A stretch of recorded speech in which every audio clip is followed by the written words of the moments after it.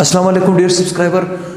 जैसे मैंने आपसे वादा किया था, इस चैप्टर का लास्ट न्यूमेरिकल थ्योरी के हिसाब से न्यूमेरिकल है, फिर अगला लेक्चर हमारा एक्सरसाइज का स्टार्ट हो जाएगा और वन बाय वन मैं सारे न्यूमेरिकल हल करके दूंगा। जैसे मैंने कल आपको कल नहीं सॉरी मतलब पिछला जो लेक्चर था वहाँ पे मैं आपको परसेंटेज यील्ड का कॉन्सेप्ट दे चुका हूँ। उसी चीज़ को मैंने यहाँ पे न्यूमेरिकल के अंदर अप्लाई करना है। बड़ा आसान न्यूमेरिकल है, डरने की बात नहीं है। मैं यहाँ पे देखें when 28 kilogram of iron is combined with excess of sulphur, मतलब आयरन लिमिटिंग हुआ, सल्फर क्या हुआ, एक्सेस में चला गया। ठीक, 40 kilogram of iron sulphide is formed. वो कह रहे हैं इस आयरन सल्फाइड का जो है वो कितना मास बन रहा है, 40 किलोग्राम। अब ये जो आयरन सल्फाइड का मास वो आपको दे रहा है, ये असल में लेबोरेटरी में उन्होंने निकाला है। ठीक, लेबोरेटरी में निकालने वाले यील्ड को हम क्या कहते हैं, एक्चुअल यील्ड। तो इसका मतलब है कि हमारे हाथ हमें एक्चुअली इस आयरन सल्फाइड का एक्चुअल यील्ड दिया है। कितना दिया है, 40 किलोग्राम। हाँ, क्या दिया हुआ है, 40 किलोग्राम। लेकिन इसका थ्योरेटिकल यील्ड नहीं है। असल में ये क्या मांग रहा है, देखिए, कैलकुलेट द परसेंटेज यील्ड। क्या चीज मांग रहा है, कैलकुलेट द परसेंटेज यील्ड। मतलब आयरन सल्फाइड का वो क्या मांग रहा है, परसेंटेज यील्ड मांग रहा है। और आपको मैं बता चुका हूं कि परसेंटेज यील्ड का फार्मूला होता है actual yield divided by theoretical yield. Answer is multiply by what, 100। अब अगर देखा जाए आयरन सल्फाइड का वो मुझे एक्चुअल यील्ड दिया हुआ है। एक्चुअल यील्ड हमें हमेशा न्यूमेरिकल में गिवन होगा, क्योंकि एक्चुअली लेबोरेटरी में निकालने वाला जो यील्ड है हम उसे यहाँ पे नहीं निकाल सकते, तो वो आपको अक्सर दिया होगा। ठीक, असल में वो आपसे इस क्वेश्चन के अंदर थ्योरेटिकल यील्ड की डिमांड नहीं कर रहा, लेकिन कॉमन सेंस की बात है। जब आप इस आयरन सल्फाइड की परसेंटेज यील्ड निकालने की कोशिश करोगे तो आपको एक्चुअल यील्ड डिवाइडेड बाय मतलब एक्चुअल यील्ड के डेटा की जरूरत पड़ेगी जो कि दिया हुआ है, और थ्योरेटिकल यील्ड तो आप स्टोइकियोमेट्रिक कैलकुलेशन से निकालोगे। इसका मतलब वो कहते हैं समझदार के लिए इशारा काफी है।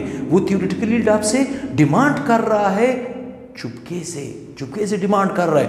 आपने एक्चुअल यील्ड तो दिया हुआ है, थ्योरेटिकल यील्ड आपने निकालना होगा। इसका मतलब है कि थ्योरेटिकल यील्ड आयरन सल्फाइड का क्या है, क्वेश्चन मार्क। आयरन सल्फाइड का क्या है, क्वेश्चन मार्क। अब ये जो थ्योरेटिकल यील्ड है, ये असल में वही चीज है जिसे मैं रिक्वायर्ड मास कहता हूं। क्या कहता हूं, रिक्वायर्ड मास, क्वेश्चन मार्क, रिक्वायर्ड मास, क्वेश्चन मार्क। ठीक, और वो आपको ये जो सल्फर है, सल्फर को वो कह रहा है कि वो एक्सेस में है, तो एक्सेस रिएक्टेंट है। ठीक, और ये जो आयरन है, आयरन क्या है, लिमिटिंग रिएक्टेंट। और मैं आपको कई दफ़ा बता चुका हूं कि हमने प्रोडक्ट की जो अमाउंट निकालनी होगी स्टोइकियोमेट्रिक कैलकुलेशन से, चक्करबोर्ड की मदद से, तो हमें लिमिटिंग रिएक्टेंट को बुनियाद बनाना होगा, एक्सिस को बुनियाद नहीं बनाना होगा। लेकिन इस आयरन का वो मुझे किलोग्राम में मास दे रहा है। क्या दे रहा है, मतलब इसका जो गिवन मास है वो किस में दे रहा है, 28 किलोग्राम में दे रहा है। किस में दे रहा है, किलोग्राम में दे रहा है। तो मैं उसकी अमाउंट, ये जिसे मैं थ्योरेटिकल यील्ड कहता हूं, मैं कैसे निकालूंगा, उसी चक्करबोर्ड के मेथड को यूज करूंगा, स्टोइकियोमेट्रिक कैलकुलेशन को यूज करूंगा।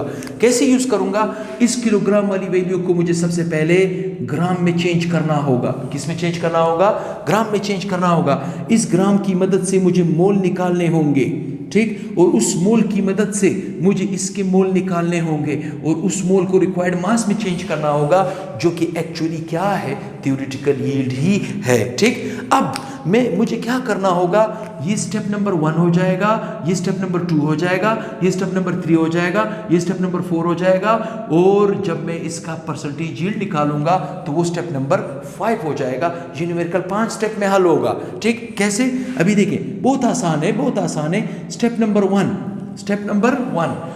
1 क्या होगा, मतलब ये जो गिवन मास किलोग्राम में दिया है, हम इस गिवन मास को किस में लाने की कोशिश करेंगे, ग्राम में, क्योंकि gram is a standard unit. मैं कई दफा बता चुका हूं कि केमिस्ट्री में हम स्टैंडर्ड यूनिट को लेके चलते हैं, ऐसा यूनिट को हम बुनियाद नहीं बनाते। तो बहुत आसान है, तो मैं इसको क्या कहूंगा, इस स्टेप को मैं क्या कहूंगा, conversion of kilogram into gram. Step का नाम क्या हो जाएगा, conversion of kilogram into gram, जो कि बहुत ही आसान स्टेप है। जो कि बहुत ही आसान स्टेप है। कैसे आसान स्टेप है? आप लोगों को बचपन से एक चीज़ का पता है, बचपन से आप लोग एक चीज़ जानते हो कि 1 किलोग्राम में 1000 ग्राम पर किलोग्राम होते हैं, ये रिलेशन है। ठीक, 1 किलोग्राम में 1000 ग्राम पर किलोग्राम होते हैं, ये रिलेशन है। अगर ये रिलेशन आपको मालूम है तो आप ग्राम किलोग्राम को ग्राम में चेंज कर सकते हो, ग्राम को किलोग्राम में चेंज कर सकते हो। मेरे पास वैल्यू क्या है? मेरे पास वैल्यू है 28 किलोग्राम। कॉमन सेंस की बात है। अगर मैंने इस वैल्यू को यहाँ पे लिखा तो मैं क्या इस वैल्यू के साथ इसको मल्टीप्लाई करूँ या तकसीम करूँ? ये हमारी कैलकुलेशन साबित खुद करेगी। कैसे? डरने की कोई बात नहीं, यूनिट को यूनिट से काटे। देखिए, अगर मैं इस वैल्यू को इस वैल्यू के साथ ज़रब दूंगा तो यूनिट यूनिट से कटेगा। कैसे कटेगा? मल्टीप्लाई बाय 1000 ग्राम पर किलोग्राम। ठीक, ये है आपके पास वैल्यू। सही। अभी देखिए, मैं इस 28 किलोग्राम के साथ 100 ग्राम पर किलोग्राम को मल्टीप्लाई क्यों कर रहा हूं? क्योंकि यूनिट यूनिट से कटना चाहिए। कैसे? किलोग्राम किलोग्राम को काट देगा, आंसर आपके पास किस में आ जाएगा? ग्राम में। किस में आ जाएगा? ग्राम में आ जाएगा। तो लिहाजा आप अगर 28 को 1000 के साथ ज़रब दोगे तो कितना आएगा? 28000। कितना आएगा? 28000 ग्राम। कितना आएगा? 28000 ग्राम आएगा। इसका मतलब है पहले किलोग्राम में था, अब मेरे पास किस में निकला? ग्राम में आंसर निकला। तो मैंने क्या किया? 28 किलोग्राम को ग्राम में चेंज किया। ये पहला स्टेप है चेकरबोर्ड का। दूसरा स्टेप, ठीक, स्टेप नंबर 2 आसान है, दिलचस्प है। अभी तो मैं समझता हूं मेरे मेथड से आप काफी वाकिफ हो चुके हो, आपके लिए न्यूमेरिकल कभी प्रॉब्लम नहीं करेगा। स्टेप नंबर 2, ठीक, स्टेप नंबर 2 का नाम क्या होगा? कन्वर्जन ऑफ मास इनटू मोल। बहुत आसान स्टेप है। तो मैं लिख सकता हूं कन्वर्जन ऑफ ग्राम या मास, इस तरह कर दो, मास बेहतर रहेगा। ठीक है, मास इनटू मोल। मोल मतलब मास से मैं मोल में आ सकता हूं, मोल से मैं मास में जा सकता हूं। ठीक, वो तो मैं आपको पहले भी बता चुका हूं कि ऐसे स्टेप को परफॉर्म करने के लिए हमारे पास मोल को निकालने का जो पहला फार्मूला था वही एप्लीकेबल होगा। कौन सा? n बराबर है क्या चीज? फार्मूला क्या था? n बराबर है mass divided by molar mass. अगर ये किसी ने पिछले लेक्चर देखे हैं तो ये फार्मूला उनके लिए बच्चों का गेम है। ठीक, अदरवाइज देखिए, मास आपके पास दो तरह का हो सकता है, गिवन मास हो सकता है या रिक्वायर्ड मास हो सकता है। ठीक, और मोलर मास हम m.m से डिनोट करेंगे। इस वक्त मुझे देखिए गिवन मास दिया हुआ है तो ये फार्मूला क्या हो जाएगा? आप इस फार्मूले को इस तरह लिखोगे, n बराबर है given mass divided by molar mass. Given mass divided by molar mass. Given mass कितना है? 28000 ग्राम। कितना है? 28000 ग्राम। ठीक, डिवाइडेड बाय मोलर मास कितना है? असल में है क्या? आयरन है क्या? आयरन है। आयरन का एटॉमिक मास कितना है? आयरन का एटॉमिक मास कितना है? 55.85। कितना है? 55.85 ग्राम पर किलोग्राम। देखिए, मोलर मास का मतलब क्या है? अगर एटम है एटॉमिक मास को ग्राम में लिखो, अगर मॉलिक्यूल है मॉलिक्यूलर मास को ग्राम में लिखो, अगर फार्मूला है फार्मूले मास को ग्राम में लिखो, अगर केटाइन है तो केटानिक मास को ग्राम में लिखो, और अगर एनायन है तो एनानिक मास को ग्राम में लिखो। वही चीज मैंने लिखा है। आयरन आपके पास क्या है? आयरन एटम है, इसका एटॉमिक मास को किस साथ क्या लिखो? ग्राम पर मोल। तो ये मोलर मास हो गया। ग्राम से कटेगा तो n आपके पास निकल आएगा। कितना निकलेगा? 28000 तकसीमे 55.85। ये आपके पास आ जाएगा 501.34। 501.34 क्या चीज? मोल। ये आपके पास मोल निकल आएगा। इजी है। मतलब मोल पहले क्या था? अननोन। अब मेरे पास मोल क्या निकला? 501.34 मोल। ये आपके पास मोल निकल आया। ठीक, बहुत इजी है, बहुत आसान है। देखिए, अब आते हैं स्टेप नंबर 4 की तरफ। कन्वर्जन ऑफ मोल इनटू मोल। तो स्टेप का नाम क्या हो जाएगा? कन्वर्जन ऑफ मोल इनटू मोल। ये स्टेप का नाम हो जाएगा।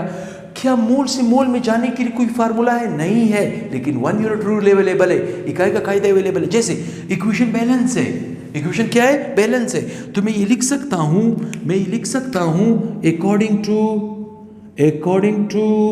बैलेंस्ड केमिकल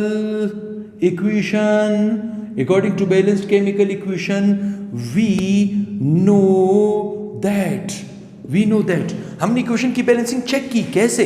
आयरन एक है, आयरन सल्फाइड में आयरन एक है, सल्फर एक है, आयरन सल्फाइड में सल्फर एक है, इक्वेशन बैलेंस है।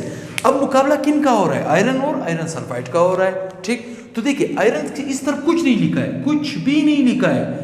अगर कुछ नहीं लिखा इसका मतलब मैं 1 मोल कह सकता हूं। आयरन सल्फाइड के उस तरफ कुछ नहीं लिखा इसका मतलब 1 मोल कह सकता हूं। तो क्या मैं ये कह सकता हूं कि 1 मोल ऑफ आयरन बराबर है 1 मोल ऑफ आयरन सल्फाइड? मैंने पहले आपको बताया था कि जब रेशियो सेम होगी वही मोल डायरेक्ट उधर शिफ्ट हो जाएगा। अगर 1 to 1 बराबर है तो जरा सोचो, आयरन का जो मेरे पास मोल निकला था कितना था? 501.34 मोल ऑफ आयरन। ठीक, वो किसके साथ मल्टीप्लाई हो जाएगा? 1 के साथ। 1 के साथ इसको मल्टीप्लाई करें 501.34। जब आप इसको मल्टीप्लाई करेंगे तो क्या आएगा? 501.34 मोल ऑफ आयरन सल्फाइड। तो देखिए जरा, वही मोल उधर डायरेक्ट शिफ्ट हो रहे हैं, क्यों? क्योंकि रेशियो सेम है। जब रेशियो सेम होगा तो मोल वहीं पे डायरेक्ट शिफ्ट हो जाएंगे। 501.34 मोल आपके पास आंसर निकल आएगा। ठीक, बहुत आसान है, बहुत दिलचस्प है। देखें स्टेप नंबर 5। ठीक है, स्टेप नंबर 5 पांचवा स्टेप। अच्छा, पांचवा स्टेप क्या कहेगा कि conversion of mole into required mass. ठीक, तो मैं स्टेप का नाम क्या दूंगा? Conversion of mole into required mass. ठीक, अच्छा आप मुझे बताएं, पहले जब मैं मास से मोल में आ रहा था तो मोल को निकालने का पहला फार्मूला यूज हो रहा था। जब मैं मोल से मास में जाऊंगा तब भी मोल का पहला फार्मूला ही यूज होगा। पहला फार्मूला क्या था? N बराबर है required mass divided by molar mass. ठीक, इस वक्त तो मुझसे मास मांगा जा रहा है, क्वेश्चन मार्क। तो मोलर मास का यहाँ पे क्या काम? इसको मैं रीसेट करूंगा। मोलर मास को इधर लाने के लिए मैं क्या करूंगा? यहाँ पे भी मोलर मास लिखूंगा, यहाँ पे भी मैं मोलर मास लिखूंगा। ठीक, मोलर मास को काट देगा, required mass of iron sulphide निकल आएगा, जो कि थ्योरेटिकल यील्ड एक्चुअली, क्योंकि स्टोइकोमेट्रिक कैलकुलेशन से मैं अमाउंट निकाल रहा हूं, थ्योरेटिकल यील्ड उसे कहते हैं। ठीक, n जरबे मोलर मास। n कितना था? n था 501.34 मोल मल्टीप्लाई बाय मोलर मास कितना है? मोलर मास ना इशू था, न इशू है, न इशू रहेगा। मोलर मास आयरन सल्फाइड का मोलर मास तो आप मिड में निकाल सकते हो। Molar mass of iron sulphide कैसे निकलेगा? आयरन को लिख लो और सल्फर को लिख लो। आयरन का 55.58 कितना है? आयरन का कितना था? 85। ठीक है, 85। और सल्फर का क्या है? 32। मल्टीप्लाई करें 1 के साथ तो यही आएगा। कहने का क्या मतलब है? कहने का मतलब 55.85 जमा करोगे 32.00 से, ये 5, ये 8, ये 7, ये 8, कितना आ जाएगा? 87.85 ग्राम पर मोल। मेरे ख्याल में मैंने कैलकुलेशन सही की है। 5 और 8 और 7 और 8 बिल्कुल सही है, 87.86। देखिए मोल को काट देगा, आंसर ग्राम में आ जाएगा। आंसर किस में आ जाएगा? ग्राम में आ जाएगा। अब मैंने क्या करना है? मैंने 501.34 को ज़रब देना है 87.85 के साथ। ठीक, 87.85 के साथ ये हो जाएगा जनाब, आपके पास निकल आएगा, ये हो जाएगा 44,042.7119 ग्राम। असल में ये क्या निकला? ये तो रिक्वायर्ड मास है, लेकिन मैंने स्टोइकोमेट्रिक कैलकुलेशन को इस्तेमाल किया, तो लिहाजा मैं इसे क्या कहूंगा? Theoretical yield. अब आपके पास फाइनल स्टेप है। लेकिन फाइनल स्टेप में आपने एक चीज याद रखना है। देखिए यहां पे जो एक्चुअल यील्ड दिया वो भी किलोग्राम में, आपने उसको भी ग्राम में चेंज करना होगा। ग्राम में चेंज करने के लिए क्या करोगे? 1000 के साथ मल्टीप्लाई करो। किसके साथ? 1000 के साथ मल्टीप्लाई करो तो ये आ जाएगा 40,000 ग्राम। कितना आ जाएगा? 40,000 ग्राम। मतलब कहने का मतलब ये है एक्चुअली 40,000 ग्राम था, ठीक, और थ्योरेटिकली कितना निकला? 44,000 ग्राम, 44,042 ग्राम। तो मैंने पहले स्टार्ट में कहा था एक्चुअली कम होगा, वो 40,000 है, ये 44,000 है, ठीक। तो मेरे पास आखिरी स्टेप आ जाएगा। कौन सा स्टेप आ जाएगा? देखिए न्यूमेरिकल थोड़ा लंबा जरूर था, टाइम ज्यादा लेगा, कॉमन सेंस की बात है। तो मेरे पास आपके पास आ जाएगा स्टेप नंबर 6, ठीक। अब इस स्टेप का नाम क्या होगा? Percentage yield. क्या नाम होगा? Percentage yield of what? Iron sulphide, जो कि मैं आपको एडवांस में बता चुका हूं कि उसको निकालने का फार्मूला क्या था?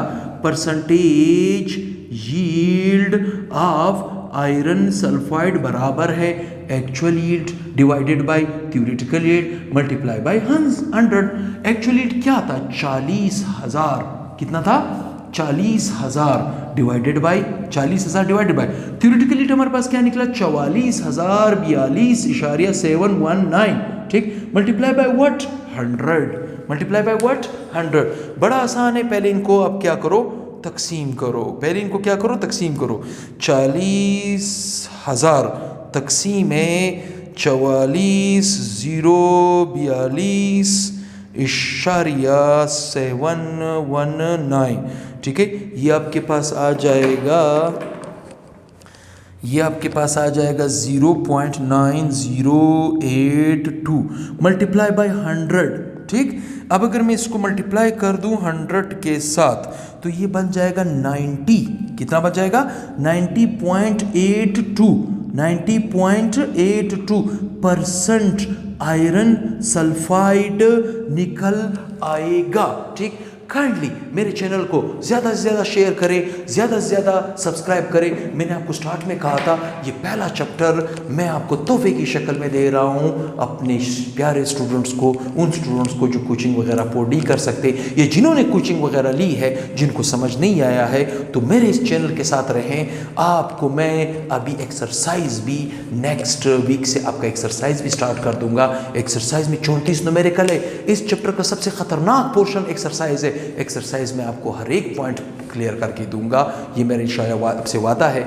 मेरे सेंटर का नाम भी है क्वेटा साइंस एकेडमी, मेरे चैनल का नाम भी है क्वेटा साइंस एकेडमी। और आपको वीडियो के अंदर, यूट्यूब की वीडियो के अंदर राइट साइड बॉटम एरिया पे एक आइकन भी नज़र आएगा। अगर आप उसको क्लिक करेंगे तो सब्सक्राइब का बटन आ जाएगा, उसको भी काइंडली सब्सक्राइब किया करें, क्योंकि मेरे वीडियो देख रहे हैं बहुत से लोग, बहुत से स्टूडेंट्स मेरे देख रहे हैं, लेकिन सब्सक्राइब करना भूल जाते हैं, जो कि मेरे चैनल के लिए स्पेशली नुकसानदेह साबित हो सकती है। तो काइंडली मेरे चैनल को स्प्रेड भी करें, सब्सक्राइब भी करें और दुआओं में भी मुझे याद रखें। इंशाल्लाह मैं आपके लिए केमिस्ट्री बहुत आसान करने वाला हूँ नेक्स्ट वीडियो के साथ। अल्लाह हाफिज़।